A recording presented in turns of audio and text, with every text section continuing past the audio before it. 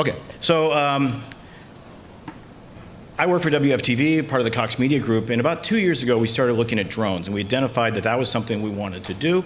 And as a group, we wanted to kind of enter into the program, but first we really wanted to learn about responsible use.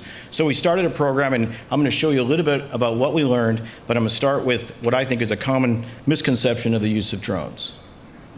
Press enter. Yeah, okay. All right. Oh, if we got That was easy. All right, let's see how fast the drone can It's headed here now. Already, my order is on its way. That's crazy. Yeah. There's an app where we can actually track it through the skies. We can see, look at it, it's headed over the lush California countryside. It's bringing my Amazon package. It's headed here to the studio. It's coming into the studio. It's hovering over us right now. It's here. This is fantastic.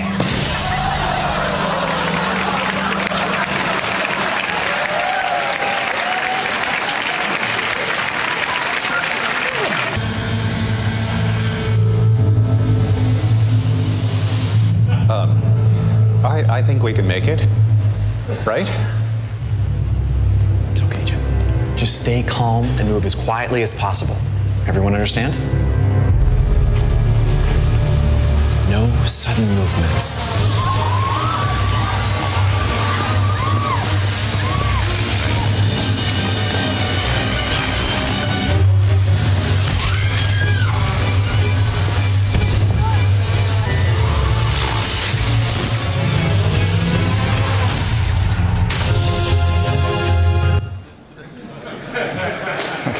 So that was Audi's catchphrase, which I think really fits what we're looking at with drones, and that advanced technology doesn't have to be intimidating.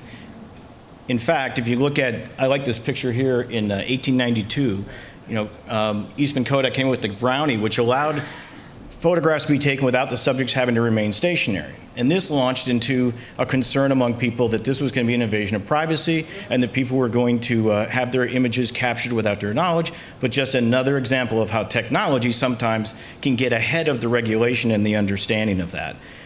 I look at drones, especially on the consumer level, of a perfect storm of these three technologies. The battery technologies and LiPos, the flight controllers that are small and affordable and very smart, and then the micro HD cameras. If you look at even with the time that the GoPro came on scene and this other technology, they all came together in a drone that can now be purchased for about $1,000. Again, the smartphone also contributed to this. You look at everything that's packed into the smartphone, and it really launched into a lot of technology at an affordable price. But the other thing it did, like I've been flying RC planes since I was in high school, and it used to be that it took a lot of skill. It was actually something you crashed a lot of things. You had balsa wood piles all the time.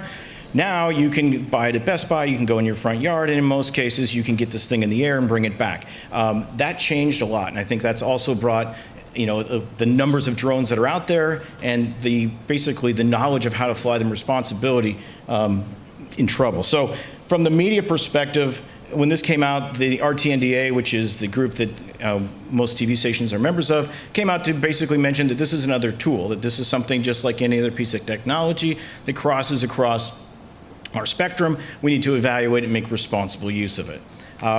Our station in Atlanta, WSB, is a powerhouse station, and they really led the way with the Cox Media Group to reach out with Georgia Tech and some local law enforcement groups to kind of find out what it would take to do an interface between a drone and a law enforcement scene. So I'm going to play this video.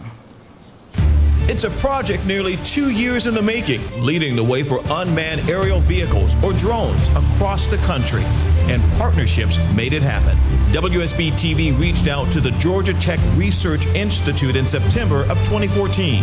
We knew very little about what was required, but had a very lofty goal of getting permission to fly, which meant obtaining a 333 exemption from the FAA for all Cox properties. And boy, did it pay off.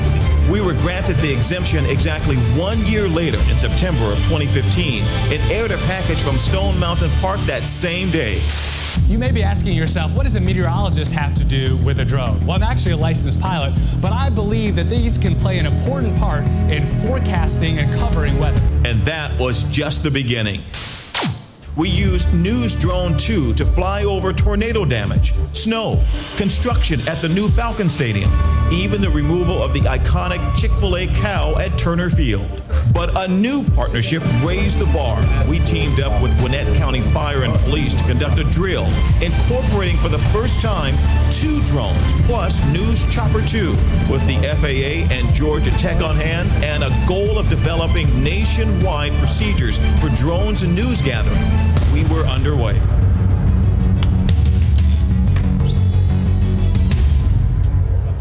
We're doing a mock house fire scenario today. I'm trying to make this as real as possible. Let's take it to the command post and let the chief know. We do have some footage from the air if it would benefit you to see it. Looks like the collapsing. This is the aerial shot from the drone, just so you see what you got. It looks like they're able to get some water on it from the top there, so that's good. That's very valuable. Fire units responded to an active structure fire with reports of entrapment by neighbors. Right now, they're working on getting the victim out. I got a medical helicopter coming in now. I still got a 10-minute ETA, but I'm seeing drones and stuff and helicopters everywhere. We're gonna probably have to get this stuff out of here. Let you guys know to land their drone so that the helicopter can land and the patient can be back. Appreciate it. A real-life scenario with real benefits. I could see the roof collapse and the fire coming through the roof. It just provided a great perspective. To me, that's a very valuable piece of information. This is a huge step, and it's not just for us, but for Gwinnett Fire and Gwinnett PD. This is the reality. This is where we're going, and you want to get ahead of it, and they want to get ahead of it. It will be a model that will be used nationally to help other media organizations operate under these conditions. While they want to help us, they know that we can help them. And by, doing things like this, we're able to show them, hey, we're not trying to be in the way. We can actually fly our drones under the back of this building. I know this is groundbreaking for us here in Gwinnett County, the first time we've had drones on an emergency scene, and we know we'll see more of that in the future. A future CMG is ready for. Innovation, integration, and essential partnerships, leading the way with new technology in a changing world. So the Cox Media Group, we're not alone in this effort. There's actually a lot of great examples around the country of some great programs that broadcasters are using. It's really taken off, and I think responsible use is going to really help us maintain the use of drones. I think we are threatened right now that if irresponsible use could make it harder for us to use these. So as broadcasters right now, we really want to kind of promote that. What I also want to show is some alternatives. Many of our stations, we have full-blown helicopters, but there are times when a drone can do a better job. Aerial So video from a drone. I'll just talk over this. We can go over that. This is just some examples here of where drones have been used in news, where a full-size helicopter obviously isn't practical. This is a different alternative look. And so many of our stations are using these. And it's even a case in, like some of our stations in Tulsa and Memphis, which don't have helicopters, have really launched an aggressive drone program. Particularly like our station in Tulsa. I think they've registered about 12 photographers with their 107. Other stations are also using their creative services and promotion folks too. This video here is a drone testing company that's in Lakeland, Florida, and they invited me out to watch this thing fly. And what's interesting, especially for our broadcast engineers, is they're looking. This is a heavy load drone, and their goal is to pick up something that's 1,000 pounds. And this box you see that's on the ground is actually full of concrete, and they pick it up and they fly it. And what they're really looking for is applications in remote areas. So I wanted to share this video. This is a company called Griff Technologies. They're in Lakeland. I can share their information. But this is their goal, especially in very, in islands and stuff like that where cranes may be difficult to move in. This is the technology they're developing. One thing we saw during our recent hurricanes down in Florida is the power company is using drones to check power lines, and they're actually sharing the footage with us. So in this case, this was footage that they shot inspecting lines and looking over their crews. But this has also become an instance where public safety outfits and other groups are sharing their video with us, drone video. going back to use of drones from public safety. So when you look at the Police Chiefs Association, there's a lot of sensitivities out there about drones being used to spy on people or something like that. So in this case, they're really looking at, they're recommending the use of a warrant. If anything's going to be used, it's going to become evidence. It needs to be, a warrant needs to be obtained before a drone is used. There are some exceptions to this in extreme public safety, but and certainly in search and rescue, it's already being used. Some other public safety uses that are kind of already out there right now. There's been some demonstrations of active shooter intervention, border security, and the ones that are listed on here. I think that this area is exploding right now. At least in Central Florida, a lot of our agencies are now starting to get drones. The laws are starting to ease up a little bit, and they're having time to adjust to that and to implement them. This was something we saw during we had a series of bowl games and the Pro Bowl, and the city of Orlando passed an ordinance. This was right after Christmas, so there was a huge sensitivity to a lot of people getting drones for Christmas and then bringing them down to the bowl game. So these signs were posted around the stadium, and an ordinance was passed that drones would not be allowed to fly in the area. Of course, last year, the FAA, we rescinded the drone registration, which up until that point had a requirement for any drone that was less than a pound to be registered or greater. That was rescinded in the summer. I actually think that for a responsible drone owner, this wasn't necessarily a good thing.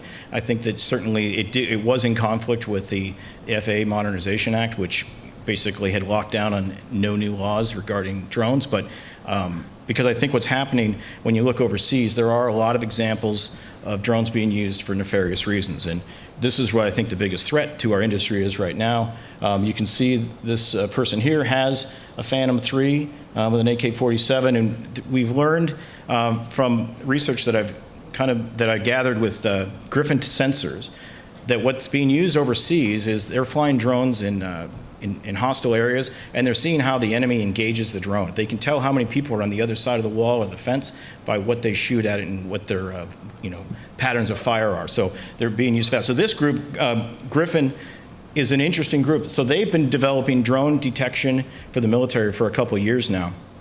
And this is an example of what they have overseas to do radar. They can actually track small targets the size of a drone that are moving. And what I think what they're considered is the evolution of the threat right where we are. And so there are incidences where there are clueless operators, there are careless operators, and really what everybody I think is on guard in the public safety arena is in criminal.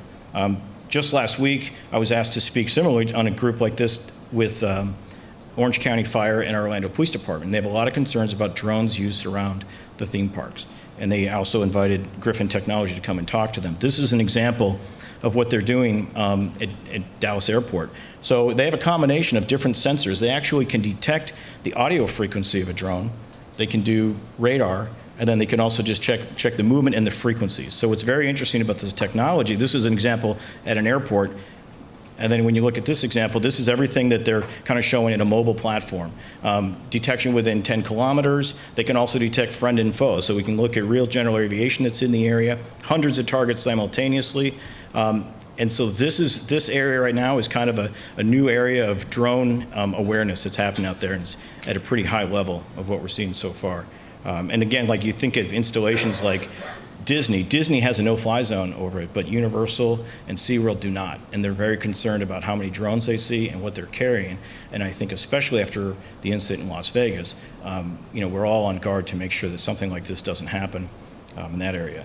The other trend that we see is drinking and droning, and this was the Washington, D.C. incident with it was actually a government agent that was flying and crashed on the White House lawn and admitted and called and turned himself in. But I think most of the cases where we're seeing problems right now and they're being recorded are just carelessness or just people who are clueless and not aware of what's going on with that.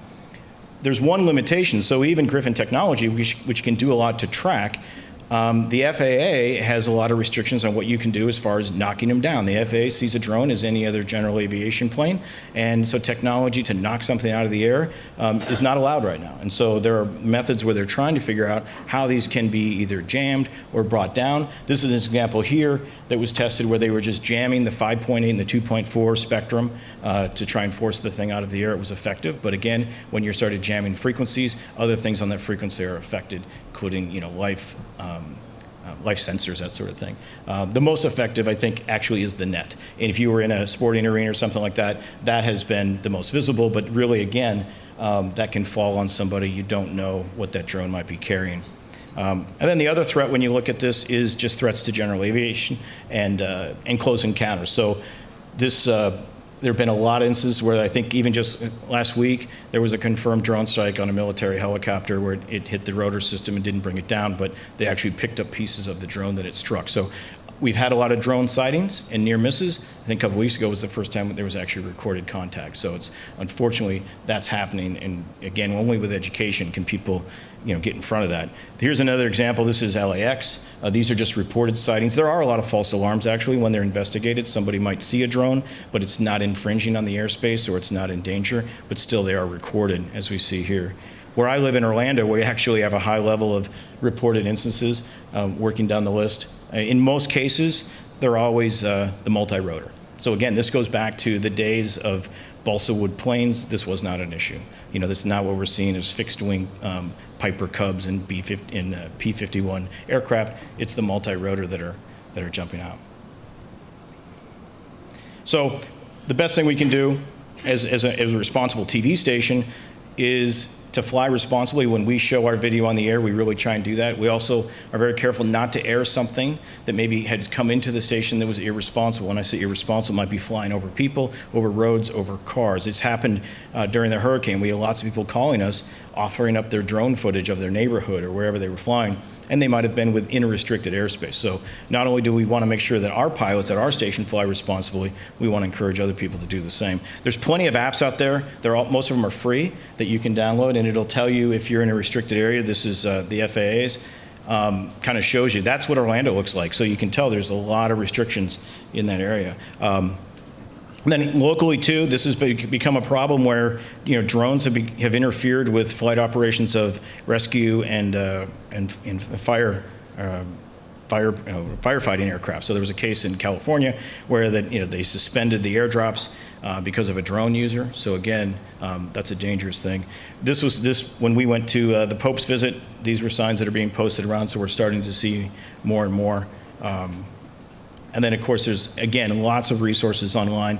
There's lots of free apps that I think are very good. This one here is not only will you can check if you're in restricted area, but it'll actually, you can use it to log your flights, which is recommended. You can also, you can share them, and it'll alert you if there's changes. So the other thing that's kind of good is Best Buy and Amazon are now on board, and so when somebody buys a drone, this circular is being handed out with it to let them know that they have to be responsible and what the rules are, and encourage them to join the AMA, which is an organization by hobbyists and has been very aggressive in getting the word out. And that's it. Thanks, everybody.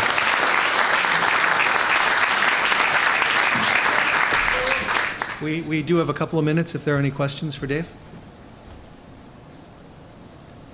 I have one, Dave. Yeah. Can you comment on the technology that's built into the consumer drones to prohibit flights in prohibited areas? Sure. And I know there are ways to get around that. Is that helping? Yeah, so DJI, which is the biggest manufacturer, keeps issuing firmware that that does not allow people to fly or to even arm the drone if they're in a restricted area.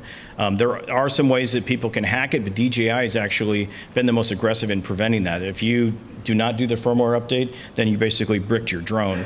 There's some things that people are doing where they're putting tinfoil on top of the drone to block the GPS. Not recommended, but and I think what's out there too is there are a lot of hobbyists that just really build their own. And just like anybody will tinker with cars or anything like that, there are people that are building their own that don't comply and do not have firmware that's going to restrict that.